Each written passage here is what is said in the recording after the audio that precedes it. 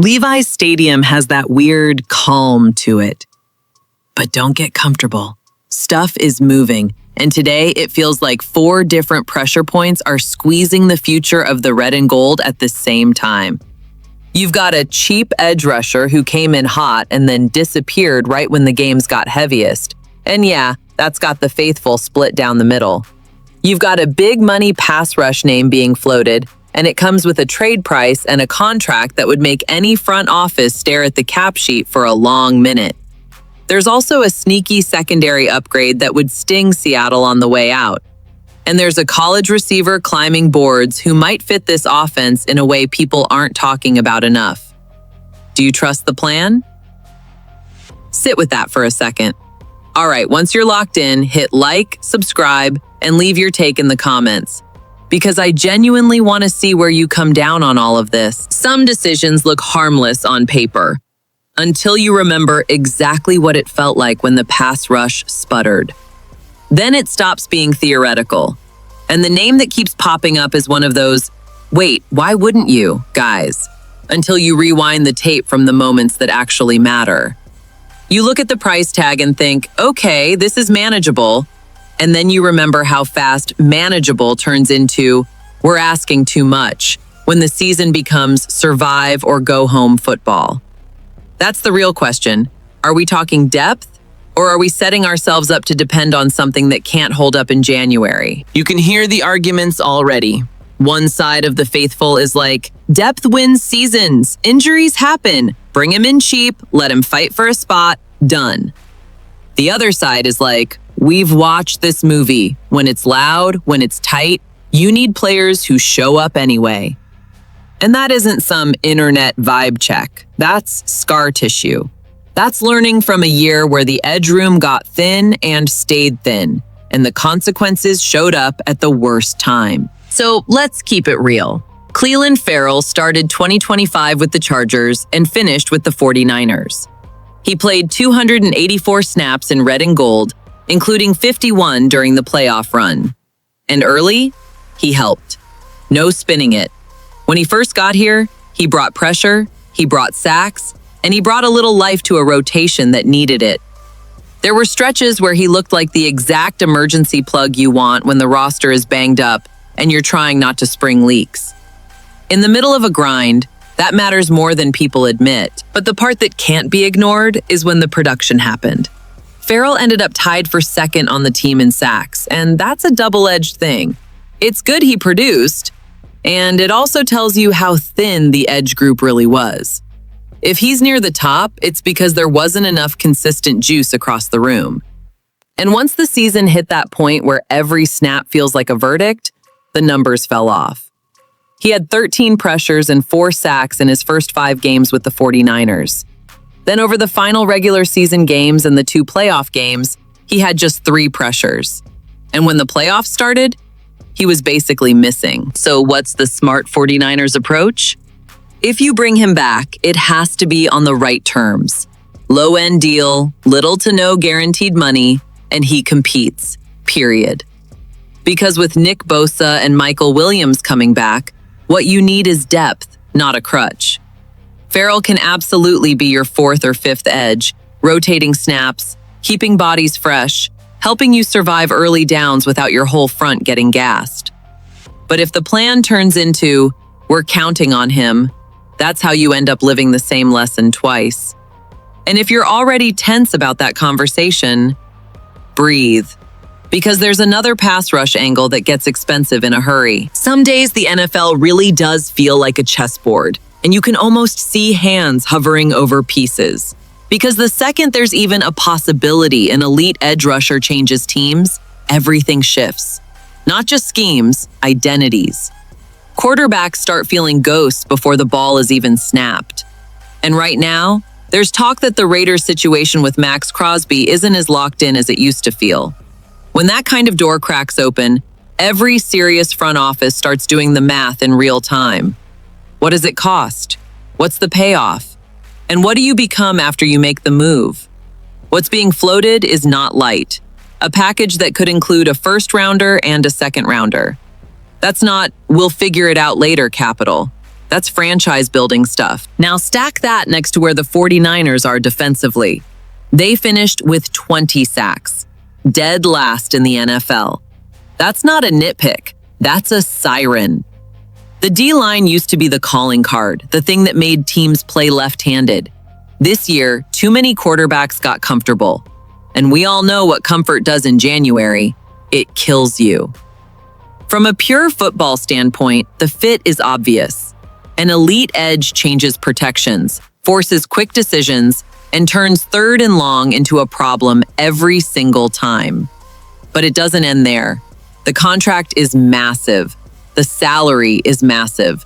The commitment runs for years. And that's where the faithful gets loud, because it's a real debate. Do you give up draft capital and future flexibility to try to buy immediate impact? At the same time, there's another name being floated in these trade conversations: Mac Jones. And this one feels different for a reason. Inside the building, the message has been clear. They value having him as Brock Purdy's backup, a quarterback who knows the system, has stepped into real games, and kept things steady when he had to. You don't casually toss that away. But the league never stops listening. If somebody calls with something you can't ignore, you pick up.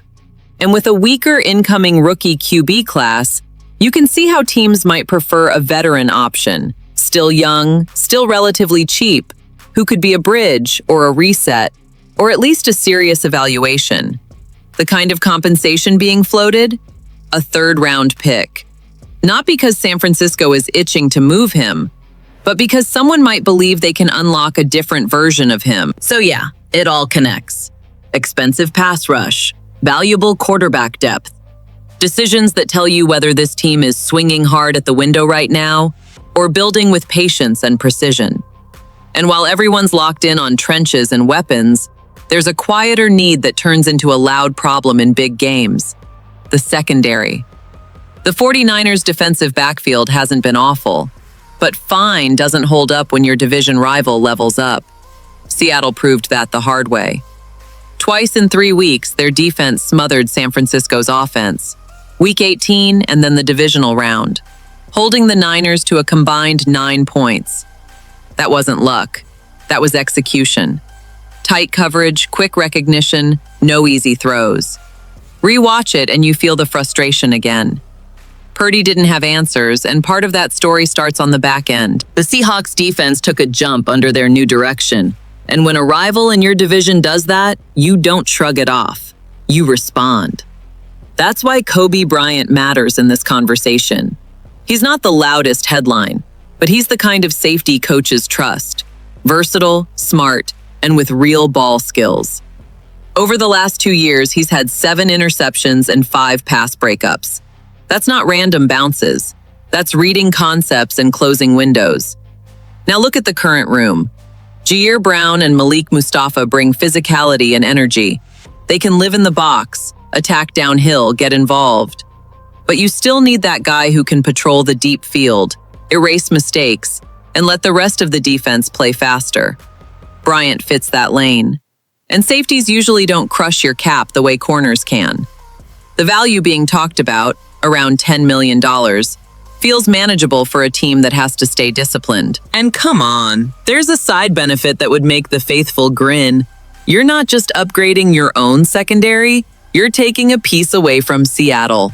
In the NFC West, that's a 2-for-1. All of that ties right back to the other side of the ball too, because the receiver room isn't as comfortable as it used to be. There's the departure of Brandon Ayuk, and there's still uncertainty around Juwan Jennings. Add the durability concerns around Ricky Pearsall making it through a full NFL season, and you're staring at the reality.